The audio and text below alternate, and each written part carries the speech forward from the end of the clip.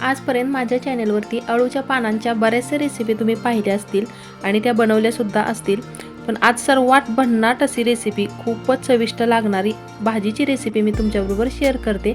भाजी अगदी परफेक्ट बनवण्यासाठी व्हिडिओ स्किप न करता एक एक स्टेप शेवटपर्यंत नक्की बघा। आणि जर तुम्हाला आजची माझी ही रेसिपी आवडली तर आपल्या चॅनलला लाईक करायला विसरू नका आणि चॅनलवरती जर कोणी नवीन असाल तर प्लीज आपल्या चॅनलला सबस्क्राईब करा।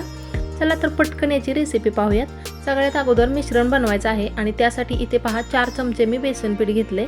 साधारण 1-1.5 वाटी बेसन पीठ असेल। त्यामध्ये अगदी थोडंसं लाल तिखट घालायचं आहे। तिखटाचं प्रमाण तुमच्या आवडीनुसार ठेवा। त्यानंतर 2 चमचे पांढरे तीळ घालायचे। तीळ घातल्यामुळे चव खूप छान लागते, त्यामुळे तीळ हे नक्की घालायचे आहेत।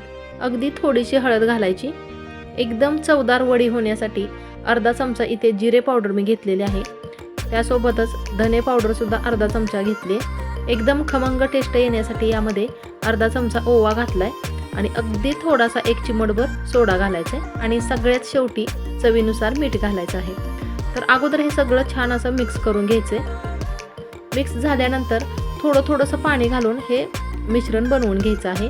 एकदम जास्त पाणी ओतलं तर एकदम पातळ होऊ शकतं, कारण बेसन पिठाला जास्त पाणी नाही लागत। यामध्ये गुठळी होऊ न देता अशा पद्धतीने मिश्रण तयार केलेलं आहे आणि जरासं घट्टच हे मिश्रण बनवायचं आहे, जास्त पातळ पण नाही बनवायचं। तर थोडा वेळ हे साईडला ठेवते। तर इथे आळूची पानं मी घेतलेली आहेत, त्याची देठे काढून स्वच्छ धुवून घेतलेले आहेत पानं आणि त्याच्या ज्या जाडसर शिरा असतात त्यासुद्धा काढून घ्यायचे।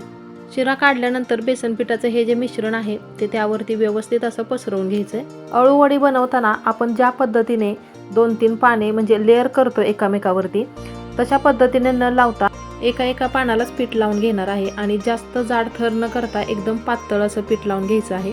म्हणजे वडी जास्त जाड न होता एकदम पातळ होते आणि पटकन शिजली जाते। दोन्ही साईडनी पान थोडंसं आतमध्ये दुमडून घेतले आणि त्यावरती सुद्धा हे मिश्रण लावलेलं आहे। त्यानंतर अजून पान एकदा दुमडलं आणि वरून अजून थोडंसं मिश्रण लावून असं दुमडत जायचंय आणि याची घडी बनवायची आहे। वरच्या साईडला थोडंसं पीठ लावून पूर्ण पॅक घडी बनवायची, म्हणजे तेलामध्ये जेव्हा ही वडी आपण सोडू तेव्हा अजिबात ती सुटत नाही, अगदी व्यवस्थित तळली जाते। पानावरती पीठ लावण्याची दुसरी आणि सोपी पद्धत पण तुमच्याबरोबर शेअर करते। तर पूर्ण पानाला असं पीठ लावून घेतलेलं आहे आणि असं गुंडाळी करत जायचंय। गुंडाळी करून पान व्यवस्थित दुमडून घेतलं। अशा पद्धतीने सगळ्या वड्या मी बनवून घेतलेत आणि अगदी कमी तेलामध्ये ह्या वड्या तळून घ्यायच्या आहेत। त्यासाठी तेल गरम करायला ठेवले कढईमध्ये। तेल चांगलं कडकडीत तापल्यानंतर गॅसची फ्लेम मीडियम ठेवायची आहे। ही रेसिपी बनवायला फारसा वेळ पण लागत नाही, अगदी कमी वेळामध्ये कमी साहित्यामध्ये पटकन होणारी रेसिपी आहे। आणि महत्त्वाचं म्हणजे वड्या तळून घेतल्यामुळे अजिबात चुरचुरत नाहीत, म्हणजे भाजी चुरचुरीत न लागता एकदम टेस्टी लागते। सगळ्या वड्या एकदमच यामध्ये सोडलेत, कारण कमी तेलामध्ये पलटी करत ह्या वड्या तळून घ्यायचेत आणि पीठ पण एकदम थोडंसं लावल्यामुळे अगदी पटकन आतमधून सुद्धा चांगल्या तळून निघतात। गायत्रीज किचन मराठी या माझ्या रेसिपी चॅनलवरती तुम्हाला नवीन जुन्या पारंपरिक अगदी सगळ्याच प्रकारच्या रेसिपीज पाहायला भेटतील। एका बाजूने एकदम कुरकुरीत अशा वड्या तळून झालेल्या आहेत, पलटी करून दुसऱ्या साईडने सुद्धा छान अशा कुरकुरीत होईपर्यंत वड्या तळून घ्यायच्यात। वड्या चांगल्या तळून झालेत, आता ह्या काढून घेते एका साईडला आणि हे जे एक्स्ट्राचं तेल आहे ते सुद्धा काढून घ्यायचं आहे आणि याच कढईमध्ये भाजी बनवायची। अगदी थोडंसं यामध्ये तेल ठेवायचं। कढई पण गरम आहे आणि तेल सुद्धा गरम आहे। 2 मोठे कांदे चिरून घेतले होते, ते चिरलेला कांदा यामध्ये घालायचा आहे। थोडासा लालसर कलर येईपर्यंत कांदा परतून घ्यायचा आहे। कांदा बघा लालसर कलर येईपर्यंत परतून घेतलाय आणि कढईमध्ये एकाच साईडला असा कांदा सारून घेतलेला आहे मी आणि अगदी थोडंसं खाली तेल नितळून आले। कमी तेलामध्येच भाजी बनवणार आहोत आपण। यामध्येच घालायचं आहे वाळलेलं खोबरं मी किसून घेतलं होतं, म्हणजे सुक्कं खोबरं किसलेलं, तर ते यामध्ये घालून अगदी थोडंसं भाजायचं आणि खोबरं लगेच पटकन लाल होतं, जास्त वेळ नाही भाजायचं। 2 चमचे पांढरे तीळ यामध्ये घालते, त्यामुळे भाजी पण टेस्टी होतेच, शिवाय दाटसरपणा पण येतो भाजीला आणि शरीरासाठी सुद्धा तीळ खूप पौष्टिक असतात। तीळ आणि खोबरं भाजलेला एकदम खमंग असा स्वाद यायला लागला की हा कांदा सुद्धा त्यामध्ये मिक्स करून घ्यायचा आहे आणि अगदी 2 मिनिट हे चांगलं भाजून घ्यायचं आहे।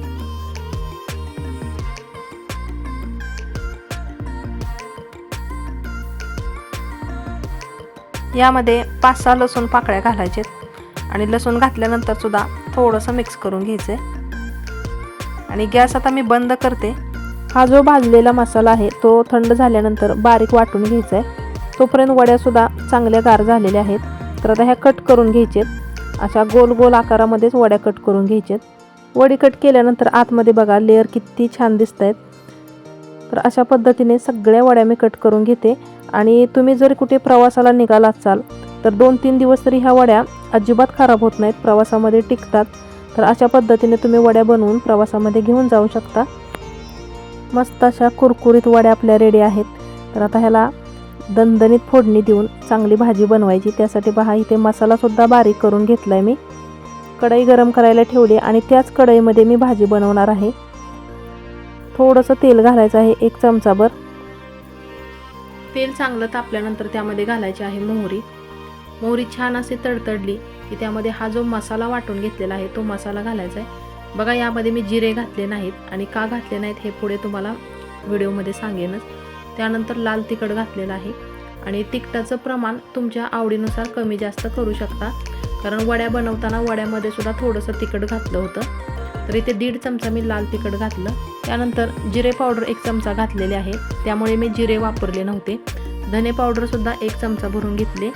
यामुळे भाजीला खमंग अशी टेस्ट येते, त्यामुळे धने जिरे पावडर नक्की घाला। तुम्हाला जर आवडत असेल तर गरम मसाला सुद्धा यामध्ये घालू शकता। तर हे चांगलं मिक्स करून घ्यायचं आहे अगोदर। मसाल्याला चांगलं तेल सुटलं पाहिजे तोपर्यंत हे मसाले चांगले भाजून घ्यायचेत। आणि जसं जसं मसाला भाजला जाईल तसं तसं याची एकदम असा खमंग असा स्वाद यायला लागला ह्याचा। मसाला भाजतोय तोपर्यंत एका पातेल्यामध्ये 1 ग्लासभर पाणी मी गरम करायला ठेवलेलं आहे। तर हे पहा थोडंसं घट्ट झाल्यासारखं झालं हे मिश्रण आणि साईडने सुद्धा याला तेल सुटायला लागलेलं आहे। तर तेल सुटेपर्यंत हा मसाला आपण भाजून घेतलाय।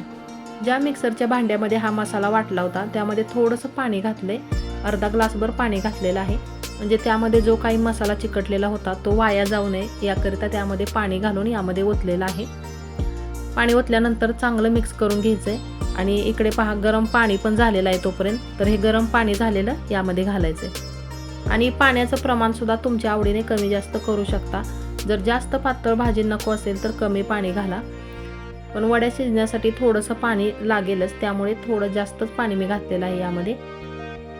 भाजीमध्ये मी शेंगदाण्याच्या कुटाचा वापर केलेला नाही, तरी सुद्धा भाजी शिजल्यानंतर पुढे पाहालच तुम्ही एक दाटसरपणा येतो याला। तर छान अशी उकळी येऊन द्यायची याला, पण त्या अगोदर घालायचं आहे चवीनुसार मीठ। जेवढं पाण्याचं प्रमाण आहे त्यानुसारच मीठ घाला, कारण वड्यामध्ये सुद्धा मीठ घातलेलं आहे। मीठ घातल्यानंतर सुद्धा चांगलं मिक्स करून घ्यायचं आणि ह्याला दणदणीत अशी एक उकळी येऊन द्यायची। उकळी आली की त्यामध्ये ह्या ज्या वड्या घेतलेल्या आहेत तळून त्या वड्या घालायच्या।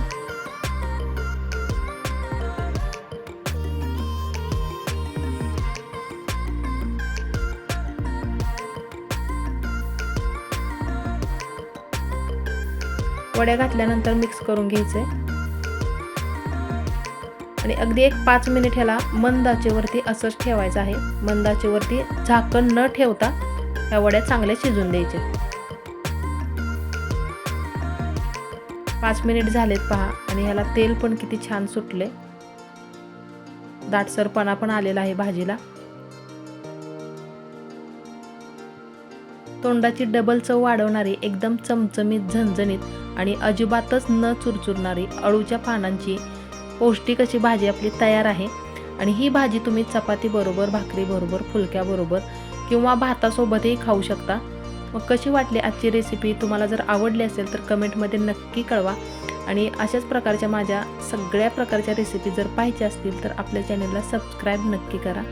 चॅनल सबस्क्राईब केल्यानंतर त्याजवळील बेल आयकॉनवरती क्लिक करा, नंतर ऑल ऑप्शन येईल त्यावरती प्रेस करा, म्हणजे माझी प्रत्येक रेसिपीची नोटिफिकेशन सगळ्यात अगोदर तुम्हाला मिळेल, माझी कोणतीच रेसिपी मिस होणार नाही।